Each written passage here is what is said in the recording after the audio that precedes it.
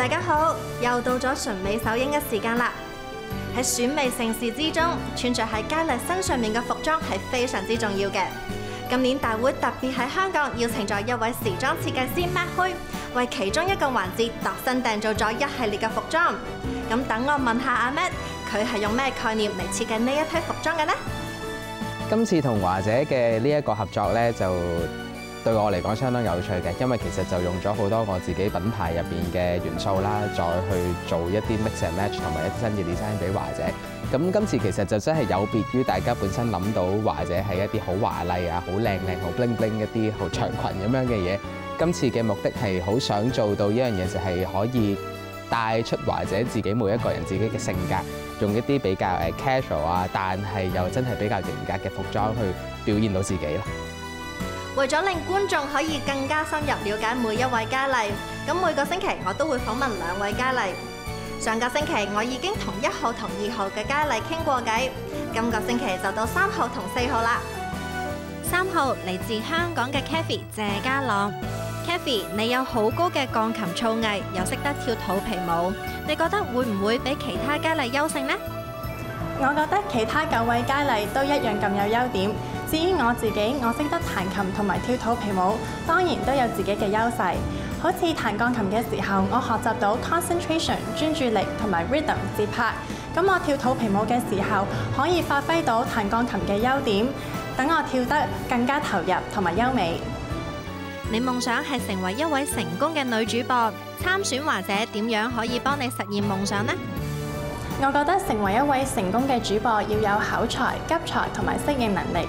華姐訓練過程之中，我哋每一位都會受到呢3個嘅 training。到 training 完畢，踏上舞台嗰一刻，我肯定我成為成功主播嘅夢想會越嚟越近。4號擅長跳舞嘅 Ada 尚睿。Ada， 你嘅夢想係成為幼教老師，咁如果成功當選華姐，咪要放棄咯？我當然不會放棄，因為我覺得這兩者並不矛盾，反而是息息相關的。我之所以想成為一名早教老師，是因為我本人非常的喜歡小朋友，我覺得和他們在一起交流和相處是一件非常快樂和有趣的事情。這次來參加比賽呢，我是希望自己可以成為一個 better me，並且我可以通過華姐的這個平台，能夠有更多的機會參與到公益活動當中，從而更好的服務和回饋我們的社區。我相信今後我一定會把我這段寶貴的人生經歷分享給我的學生們，希望他們在我的鼓勵幫助之下，能夠更好的成長。你希望通過今次嘅比賽改善自己啲咩地方呢？我覺得自己是一個特別膽小並且容易害羞的女生，希望通過這次比賽，我可以變得無論面對多少 audience 都不再怯場，不再緊張。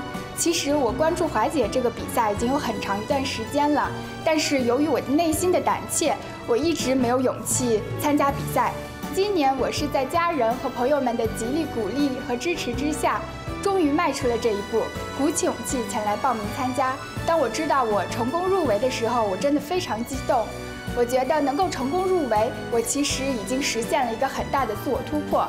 這件事情也讓我深刻地領悟到，人最難的不是戰勝別人，而是戰勝自己的內心。好期待佢哋喺12月9號總決賽嘅舞台上面展現出最好嘅一面。下個星期繼續會有5號同6號嘅訪問，大家記得要留意咯。今集嘅時間又差唔多啦，我哋下個星期日晚純美首映再見啦，拜拜。